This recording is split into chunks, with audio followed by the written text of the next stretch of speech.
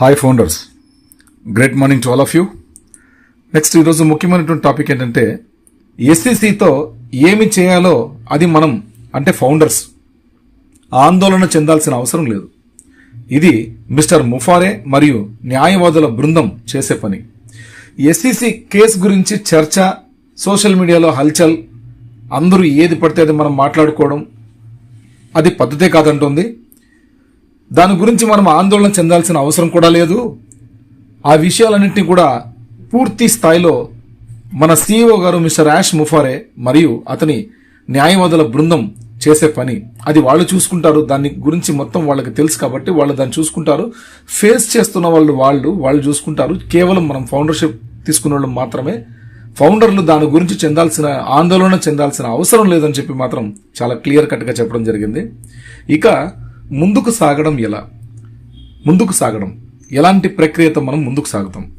On passive ఎక్కడికి వెళ్ళడం లేదు. ఇది గుర్తుపెట్టుకోండి. ఆన్ ప్యాసివ్ స్కామ్ అయిపోయింది, ఆన్ ప్యాసివ్ కథ అది ఇది అని చాలా బ్యాడ్ ప్రొపగాండాని సమ్ పీపుల్ క్రియేట్ చేస్తున్నారు. సోషల్ మీడియా మొత్తం వైరల్ చేస్తున్నారు. అది చాలా బాధాకరమైనటువంటి విషయం, చాలా దారుణమైన విషయం. ఓకే, వాళ్ళకి అర్థం కాకపోతే మాకు అర్థం కాలేదని చెప్పొచ్చు, కానీ ఇలాగా ఒక పెద్ద వ్యవస్థ మీద చాలా మంది ప్రజలు బతికేటువంటి ఒక ఆపర్చునిటీ మీద, అవకాశం మీద ఇలా దారుణంగా మాట్లాడడం చాలా నీచమైనటువంటి పని. అది సబ్జెక్ట్ నాలెడ్జ్ ప్లస్ ఉన్నటువంటి అప్డేట్స్, ఎవ్రీడే వస్తున్నటువంటి అప్డేట్ ఇన్ఫర్మేషన్ ని చూడని వారు మాత్రమే అలా మూర్ఖంగా మాట్లాడతారని ఇక్కడ మనకు చెప్పడం జరిగింది. అందుకే ఆన్ ప్యాసివ్ ఎక్కడికి వెళ్ళడం లేదు. గుర్తుపెట్టుకోండి, ఆన్ ప్యాసివ్ ఎక్కడికి వెళ్ళడం లేదు. ఆన్ ప్యాసివ్ ఉన్న చోటనే ఉంది. అది ఎక్కడ ఉండాలో అక్కడే ఉంటుంది. గుర్తుపెట్టుకోండి, అది ఎక్కడ ఉండాలో అక్కడే ఉంది, నో ప్రాబ్లం. కానీ మేము ఆన్ ప్యాసివ్ లేకుండా ముందుకు వెళ్తున్నాము, ఇది గుర్తుంచండి. దాన్ని అర్థం చేసుకోండి. మనం ఆన్ ప్యాసివ్ లేకున్నా కూడా, అంటే ఆన్ ప్యాసివ్ ఇప్పుడు ఎస్సీసీ కేసు నడుస్తున్నా కూడా ఆన్ ప్యాసివ్ ఎక్కడికి వెళ్ళలేదు. ఆన్ ప్యాసివ్ అలాగే ఉంది. ఆన్ ప్యాసివ్ మూతపడలేదు. కానీ ఆన్ ప్యాసివ్ లేకుండా ముందుకు వెళ్తున్నాము. దయచేసి దీన్ని అర్థం చేసుకోండి మరియు మరిన్ని ప్రశ్నలు అడగవలసిన అవసరం లేదు. ఇంకా మీరు ఊహించుకోండి, ఆలోచన చేయండి అని చెప్పేసి మనకి ఒక క్వశ్చన్ అయితే రైజ్ చేశారు. ఆన్ ప్యాసివ్ లో ఏది ఉత్తమమైనదో దానితో ముందుకు సాగడానికి మాకు ఉత్తమమైనది కాదు. ప్రజెంట్ ఇప్పుడు ఆన్ ప్యాసివ్ బ్రాండింగ్ ద్వారా మనం బయటికి రావడం సరైన సమయం కాదు. ఇది మనకి స్పష్టంగా చెప్పారు. ఆన్ ప్యాసివ్ లో ఉత్తమమైనది ఇంకా చూడలేదు. మనం ఇంతవరకు చూసినటువంటిది అంటే 2018వ సంవత్సరం నుంచి 2025 చూసిన ఆన్ ప్యాసివ్ ఒక వెంట్రుక అంత మాత్రమే చెప్పి అంటున్నారు. అంటే మనం చూడనిది ఎంతో ఉంది. మనం కేవలం 1% లేదా 2% ఆన్ ప్యాసివ్ మాత్రమే మనం చూసాము. మనం చూడబోయే ఆన్ ప్యాసివ్ చాలా ఉత్తమమైనటువంటిది, తాజాగా ఉంటుందని చెప్పి మనకు అంటున్నారు. అది వస్తోంది మరియు కొత్త దశ కంపెనీ వ్యవస్థతో మనం దానిని చూస్తాము. ఈ పాయింట్ నోట్ చేసుకోండి మై డియర్ ఫ్రెండ్స్. అది వస్తోంది మరియు కొత్త దశ కంపెనీ వ్యవస్థతో మనం దానిని చూస్తాం. మేము మిస్టర్ యాష్ ముఫారేతో ముందుకు వెళ్తున్నాము. అది మాకు కావలసిందల్లా మన తదుపరి అడుగును నడిపించడానికి ఆయనే ఉత్తముడు. ఇది గుర్తుపెట్టుకోండి. ఈ సిస్టమ్ ని నడిపించే నాయకుడు ప్రపంచంలో ఎవరైనా ఉన్నారు అంటే అది ఒక్క యాష్ ముఫారే గారు మాత్రమే. అతనికి ఉన్నటువంటి అంత గొప్ప హృదయం ప్రపంచంలో ఎవరికీ లేదని మనం కరాఖండగా చెప్పొచ్చు. ఎందుకంటే ప్రజలందరూ బాగుండాలని ఒక వ్యవస్థని తీసుకొస్తుంటే ఆ వ్యవస్థకి ఎవరో కొంతమంది అది వచ్చేస్తే ప్రపంచంలో అందరూ బాగుపడిపోతే మా కంపెనీలు దెబ్బతింటాయి, మేము వెనక పడతాము అని చెప్పేసి చాలా మంది కాంపిటీటర్స్ వివిధ రకాలైనటువంటి ప్రయత్నాలు అయితే ఇదివరకే చేశారు. ఒక గత 3 సంవత్సరాల నుంచి మనందరం చూస్తూనే ఉన్నాం. 2022 నవంబర్ నుంచి ఇప్పుడు దాకా యాష్ గారు ఫేస్ చేస్తూనే ఉన్నారు. బట్ ఎక్కడ కూడా ఆయన లొంగక, ఎక్కడ కూడా తగ్గక ఆయన అంటే ఏంటో ధీటుగా సమాధానం చెప్పారు ఆయన స్టైల్లో. ఇది గుర్తుపెట్టుకోండి. ఆయన మేధస్సు ఉపయోగించి, ఆయనకున్న కెపాసిటీ ఉపయోగించి ఈరోజు మన కంపెనీని చాలా ప్యూర్గా, ఆరోగ్యవంతంగా మన కంపెనీని ఎక్కడ పెట్టాలో అక్కడే ఉంచారు. అది ఆయన ఘనత. మనం అందుకే ఆశించాలి. అది వస్తోంది మరియు కొత్త దశ కంపెనీ వ్యవస్థతో మనం దాన్ని చూస్తాం. మేము మిస్టర్ యాష్ ముఫారేతో ముందుకు వెళ్తున్నాం. అది మాకు కావాల్సిందల్లా మన తదుపరి అడుగును నడిపించడానికి ఆయనే ఉత్తముడు. రైట్.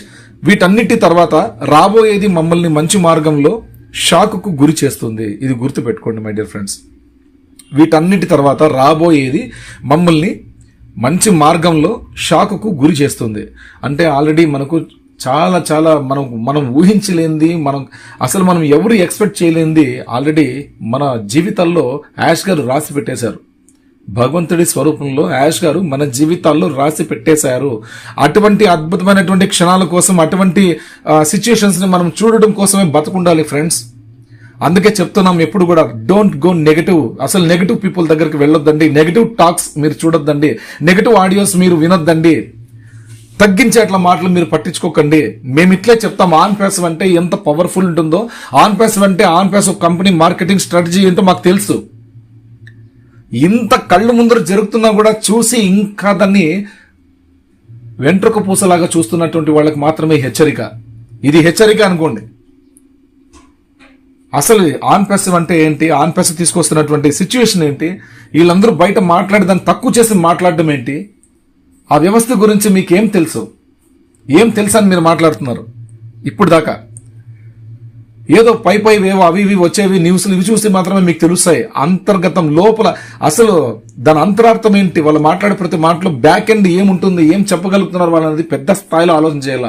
ప్రపంచాన్ని శాసించేటువంటి ఒక వ్యవస్థ మనకు తీసుకొస్తున్నారంటే ఆ వ్యవస్థ ఇంకెంత గొప్పదై ఉంటుంది, వాటిలో ఇంకెంత స్టమినా ఉంటుంది.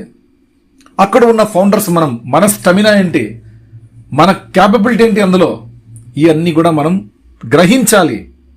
ఇవన్నీ మీకు తెలియాలంటే ఫస్ట్ మేము పెట్టే ఆడియోలు వీడియోలు మీరు చూస్తూ ఉండాలి, అర్థం చేసుకోవాలి. అలా ఉన్న వారికి మాత్రమే ఆన్ ప్యాసివ్ గురించి అర్థమవుతుంది తప్ప మీరు ఊరినే గ్రూపులో ఉన్నారంటే ఎవరికి ఏమీ అర్థం కాదు. మీ పనుల్లో మీరు బిజీ ఉన్నారు, మీ కష్టాలు ఉంటాయి. అట్లా ప్రతి ఒక్కరికి కష్టాలు ఉంటాయి, ప్రతి ఒక్కరికి కష్టాలు ఉంటాయి, కన్నీళ్లు ఉంటాయి, సంతోషాలు ఉంటాయి, అన్నీ ఉంటాయి. ఆరోగ్యం చెడటం, అనారోగ్యం అన్నీ ఉంటాయి. బట్ ఏమంటే ఇది ప్రపంచంలో మన వంశంలో ఎవరు చేయలేనటువంటి గొప్ప పని ఏమైనా చేశామంటే ఈ జీవితానికి ఒక ఆన్ ప్యాసివ్ ఫౌండర్షిప్ తీసుకోవడమే. ఇది గుర్తుపెట్టుకోండి మై డియర్ ఫౌండర్స్, ఒక ఆన్ ప్యాసివ్ ఫౌండర్షిప్ తీసుకోవడమే మనం చేసినటువంటి గొప్ప పని. రాబోయే తరాలు కూడా స్థిరపడేటువంటి ఒక గొప్ప అవకాశాన్ని అయితే మనం ఆటోమేటిక్ పద్ధతిలో, ఆటోమేషన్ పద్ధతిలో మనం ఇచ్చేసాం. మీరు నేను ఏమీ చేయనవసరం లేదు. ఈరోజు యాష్ గారు ఏం చెప్పారు, మనుషులు ఎవరు కూడా ఆపలేని సిస్టమ్ ఆన్ ప్యాసివ్ అన్నారు. అర్థమైందా ఫ్రెండ్స్? భూమి మీద ఎవరు కూడా మన కంపెనీని ఆపలేరు, మీ ఇష్టదైవం ఆపితే తప్ప ఎవరు ఆపలేరు అని చెప్పి అన్నారు. ఇది గుర్తుంచండి. అంత పవర్ఫుల్ స్ట్రాటజీతో వస్తుంది మన ఆన్ ప్యాసివ్ కంపెనీ. అటువంటి కంపెనీలో మనం ఫౌండర్గా మనం వచ్చేసాం. మనం పోయి బయట రాళ్లు కొట్టుకుని వచ్చి, చెట్లు నరుక్కుని వచ్చి, ఇల్లు కట్టి, అవి కట్టి, ఇవి కట్టి, ఆస్తులు చేసి, అన్ని చేసి ఇచ్చే అవసరం లేదు మన ముందు తరాలకి. ఆల్రెడీ ఎన్డీఏ సైన్ చేసినప్పుడే మీరు ముందు తరాలకి గిఫ్ట్ గా ఇచ్చేశారు. అది మీకు అర్థం అవట్లేదు. చాలా ఆడియోలో, చాలా వీడియోలో నేను చెప్పాను, స్పష్టంగా చెప్పాను. ఆన్ ప్యాసివ్ అంటే మీరందరూ ఆలోచన చేస్తున్న చాలా చిన్నది, మీకు అర్థం కాలేనటువంటి వ్యవస్థ ఆన్ ప్యాసివ్ అనేది అందరికీ అర్థం కాదు. ఐటీ కంపెనీలో సాఫ్ట్వేర్లుగా ఉన్నారంటే అయిపోయిందా, అర్థమైపోతుందా? 325 కేటగిరీలు ఉన్నాయి సాఫ్ట్వేర్ ఐటీ కంపెనీస్ లో. ఐటీ కంపెనీలో సాఫ్ట్వేర్లుగా ఉద్యోగ అవకాశాలు 325 రకాల కేటగిరీస్ ఉన్నాయి మనకు తెలిసినటువంటివి. ఏఐ కేటగిరీలు, ఆర్టిఫిషియల్ ఇంటెలిజెన్స్ కేటగిరీస్, వాటిలో ఒక్కొక్క కేటగిరీలో ఉన్న వాళ్ళకి సెకండ్ కేటగిరీ తెలిసలేదు, థర్డ్ కేటగిరీ తెలిసలేదు. ఏ కేటగిరీలో ఉన్న వ్యక్తులకి, ఏ కేటగిరీలో ఉన్నటువంటి సాఫ్ట్వేర్ పీపుల్ కి ఆ కేటగిరీకి సంబంధించిన విషయాలు మాత్రమే వాళ్ళకి అర్థమవుతాయి, అవగాహన ఉంటుంది, చెప్పగలుగుతారు. మిగతా వాటి విషయాల గురించి వాళ్ళకి అర్థం కావు. సాఫ్ట్వేర్స్ అంటే అన్ని తెలిసి ఉండవు. మీరు అన్ని దయచేసి అట్లా భావించొద్దండి. వాళ్ళకి ఎంతవరకు తెలుసో అంతవరకే లిమిటేషన్స్. అది మన ఆన్ ప్యాసివ్ కంపెనీలో ఆ సెలెక్ట్ అవుతున్న వాళ్ళంతా ఎట్లాంటి వాళ్ళు అనుకున్నారు? ఒక 4 ఫ్లోర్లు ఉంటే ఆ ఫ్లోర్ లో ఫస్ట్ ఫ్లోర్ లో చేసే వాళ్ళకి వరకు, వాళ్ళకు ఉన్నటువంటి ఒక క్యాబిన్ లో ఏదైనా వర్క్ అలాట్ చేస్తే పక్కలో చేస్తున్నటువంటి వాడు వర్క్ అర్థం కాదు వాళ్ళకి. అటువంటి సిచ్యుయేషన్ మనకి స్వయంగా చెప్పారు కదా. అటువంటి సిచ్యుయేషన్ అంతమందిని, వేల మందికి సాఫ్ట్వేర్ ఎంప్లాయీస్ ని రిక్రూట్ చేసుకుని అంతమందికి ఉపాధి కల్పించి, మన సిస్టమ్ స్లో అయినా, మన సిస్టమ్ ఎస్ఎస్సి కేసులో ఉండి బ్రేకప్ అయినా, ఫౌండర్లు ఎంత ఇబ్బంది పెడుతున్నా, చివాట్లు పెడుతున్నా కూడా భరించి అన్నిటినీ తట్టుకోగలిగి వాళ్ళందరికీ కొన్ని లక్షల డాలర్లు పే చేస్తూ, ప్రతి నెల జీతాలు పే చేస్తూ ఇంత ముందుకు నడిపిస్తున్నారు యాష్ గారు. ఆయనకు మాత్రమే సాధ్యం, ఇది గుర్తుంచండి. జూలీ మ్యామ్ చాలా మంచి ఇన్ఫర్మేషన్ అయితే మనకి ఇచ్చింది.